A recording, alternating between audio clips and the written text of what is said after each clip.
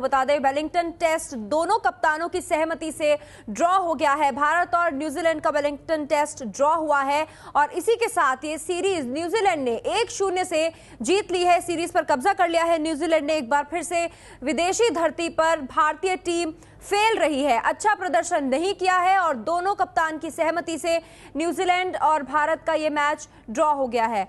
हमारे साथ जुड़ गए हैं हमारे क्रिकेट एक्सपर्ट मनोज प्रभाकर और विनोद कामली और एबीपी न्यूज संवाददाता जीएस विवेक। मनोज, न्यूजीलैंड जैसी टीम से भी भारतीय टीम इस तरह हार रही है। बिल्कुल, प्रश्न तो है, बहुत बड़ा प्रश्न है ये। और जिस तरीके से हम जीता हुआ मैच ड्रॉ करने की तादाद पे पहुंचे हैं, इसका श्रेय जाता है मुकल्लम को, क्योंकि एक तरफा उसने जो बारी खेली है और हमारे जो भी बॉलिंग अटैक था उसे धाराशाही किया है। यहाँ से ये तो मैसेज आता है कि हम बाहर ढेर हो जाते हैं, बेशक अपने घर में शेर हैं, मगर यहाँ दाद देनी पड़ेगी विराट कोहली की। विराट कोहली जिस तरीके से मैच बाय मैच और इनिंग बाय इनिंग अपने खेल को एक तरीके से चार चांद लगा रहे हैं, वो एक दर्शनीय माहौल था। लेकिन विनोद, जिस शतक की बात कर रहे हैं मनोज, विराट कोहली के शतक की, ऐसे शतक का तो कोई मतलब ही नहीं बनता जब टीम उसमें कोई सहयोग ना दे पाए।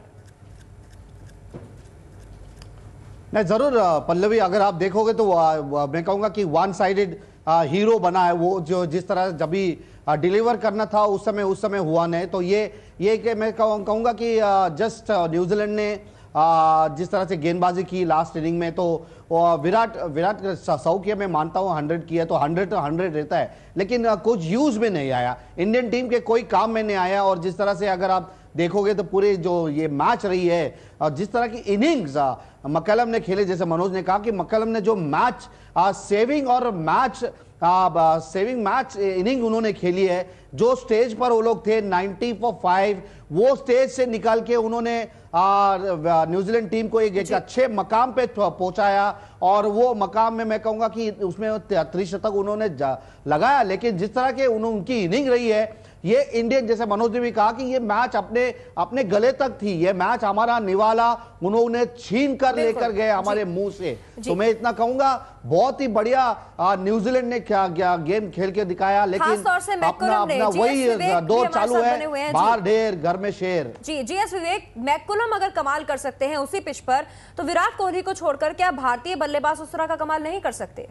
जी बिल्कुल कर सकते हैं, लेकिन उसके लिए आपको बहुत अच्छी टेक्निक और बहुत अच्छा टेम्परामेंट दिखाना पड़ेगा। जिस तरीके की इनिंग पारी जो विराट कोहली ने अभी खेली है, बहुत तरीके से अगर देखा जाए तो अपने पापों का प्रायश्चित ही किया है, क्योंकि अगर विराट कोहली वो कैच नहीं छोड़ते 9 रन पर, तो शायद ये मुकाम तक टेस्ट मैच पहुंचता ही नहीं। तो वो डिटर्मिनेशन था, वो जुनून था, वो जुनून हर बैट्समैन को चाहिए, भारत के हर बैट्समैन को। अगर ये विराट कोहली की बात, अगर आपने कहा कि ये इस पारी का कोई महत्व नहीं था, एक महत्व जरूर था कि जहां ये मैच हम ड्रॉ कर हैं। अगर विराट जल्दी आउट हो जाते तो मैच कहीं पे भी जा सकता था। बिल्कुल, ये हम एक बार दर्शकों को बता देते हैं कि न्यूजीलैंड का स्कोर तीसरे दिन 94 रन बनाए थे और 5 विकेट गंवा चुका था, लेकिन मैकुलम ने कैसे पासा पलट दिया। न्यूजीलैंड का स्कोर 5वें दिन 680 रन पहुंच गया और 8 विकेट के नुकसान पर 302 रन की पारी खेली मैकुलम ने। जीएस विवेक, तो इसी तरीके से मैं कहूंगा कि जो जुनून उन्होंने दिखाया ये टेस्ट मैच की, नहीं उनसे गलती हुई है, उस गलती को उन्होंने ही सुधारना है।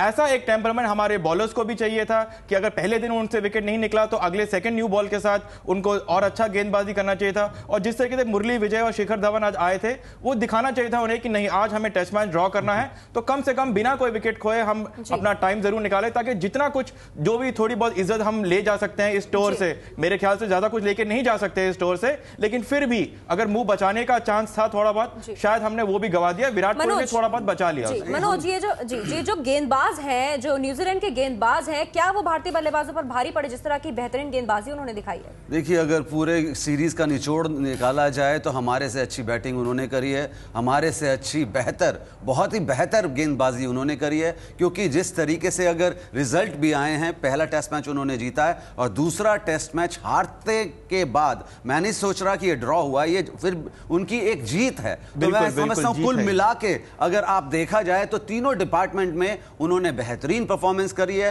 बेशक वो 7वीं पायदान पर हैं और हम सेकंड पर हैं, मगर हमें उन्होंने मात दे दी पूरे टेस्ट सीरीज में। विनोद, ये मात जो दे रही है भारतीय टीम को, खासतौर से विदेशी धरती पर, कहां कमी रह रही है टीम इंडिया से हर बार?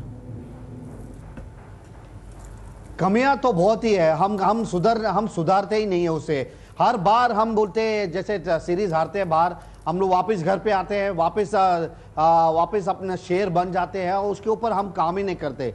तो जो प्लानिंग होनी चाहिए पल्लवी, वो प्लानिंग नहीं हो रही है। हम क्यों हार रहे हैं? हम बार बार क्यों हार रहे हैं विदेशी धरती पर? क्यों टीम नहीं है आपके पास? क्या बॉलर्स नहीं है आपके पास? क्या बैट्समैन नहीं है आपके पास? तो ये बड़ी समस्या है, वो है सिलेक्टर्स के सामने। अभी सिलेक्टर्स भी जो टीम चुनते हैं, किस मकाम पे टीम चुनते हैं, उनको देखना होगा। क्योंकि जिस तरह से अगर आप देखोगे कैप्टनसी भी जो रही है, वो कैप्टनसी से मैं खुश नहीं हूं पल्लवी, क्योंकि जो प्लानिंग करना चाहिए, जो उनको टीम दी जाती थी, वो टीम से आपको टीम नंबर 1 पे लानी है, तो आपको कुछ ना कुछ करना होगा। क्योंकि अगर आप बार बार यही देते रहेंगे कि बार बार बोलते रहेंगे कि हम घर में शेर है बाहर ढेर है, हारने की वजह क्या है? ये क्यों नहीं उसके ऊपर ध्यान दिया जा रहा है कि हारने का वजह क्या है?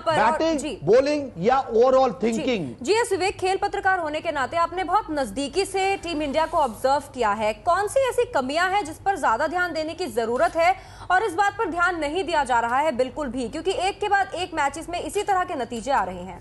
देखिए, बीसीसीआई ने एक पॉलिसी निकाला था कि जिस तरह की विकेटें हमें बाहर विदेश में मिलती हैं, वैसा ही विकेटों पे अगर हम अपनी रणजी ट्रॉफी खेले तो सुधार आ सकता है। विकेटें वैसी जरूर होती हैं, आउटराइट विक्ट्रीज मिलती हैं डोमेस्टिक में, लेकिन इनमें से कोई भी क्रिकेटर टीम इंडिया का रणजी ट्रॉफी में नहीं खेलता है। तो जिस तरीके से विकेटें हमें मिलती हैं रणजी ट्रॉफी में ताकि हम बाहर विदेश में जीतें, उसका कोई फायदा ही नहीं होता, क्योंकि ना ही हमारे टीम इंडिया के महेंद्र सिंह धोनी तो 7 साल से रणजी ट्रॉफी कभी नहीं खेले हैं। तो वो बहुत जरूरी है कि हम अगर विकेट दें या कैंप, मुझे नहीं याद कि कितने टाइम हो चुका है कि एक विदेश दौरे पे आप जाते हैं, तो उससे पहले आप एक उसी तरीके के कंडीशंस के हिसाब से आप एक कैंप ऑर्गेनाइज करें जो पहले कभी होता था।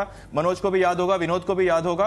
तो बहुत सारी प्लानिंग तो ठीक है, लेकिन उसका इंप्लीमेंटेशन होना भी बहुत जरूरी है। तो मनोज, जो तरीका बता रहे हैं जीएस विवेक कि इस तरीके से जो भारतीय खिलाड़ी हैं वो अच्छा प्रदर्शन कर सकते हैं, ये तरीका अपनाया क्यों नहीं जा रहा? अगर ये खिलाड़ियों की नजर में है तो सबसे बड़ी चीज है कि आपकी टीम का संतुलन वहां बिगड़ा हुआ होता है जहां आपका एक ऑलराउंडर, जो मीडियम पेस ऑलराउंडर होना चाहिए, वो नहीं है टीम में। अगर आप ये कहें कि हम स्पिनर्स के बलबूते पे बाहर जीत सकते हैं, तो वहां आप देखिए, अगर आपने जडेजा को खिलाया तो उसका कुछ फर्क नहीं है। एज ए बैट्समैन ऑलराउंडर नहीं चाहिए, हमें बॉलिंग ऑलराउंडर चाहिए, और बॉलिंग ऑलराउंडर जब तक नहीं होंगे हम भारत के बाहर नहीं जीत सकते। और जितने भी टेस्ट मैच हमने जीते हैं, वहां अगर आप देखें तो हमारे पास बॉलिंग ऑलराउंडर्स रहे हैं, उन्होंने अच्छा परफॉर्म किया है। बॉलिंग ऑलराउंडर्स एक संतुलन देता है टीम को, जो हमारा संतुलन बिगड़ा हुआ है, क्योंकि अगर हम बैटिंग को स्ट्रेंथन करने जाते हैं, हमारी बॉलिंग वीक होती है। अगर हम एक और बॉलर खिलाएंगे तो हमारे बैटिंग वीक हो जाती है। तो यहां पर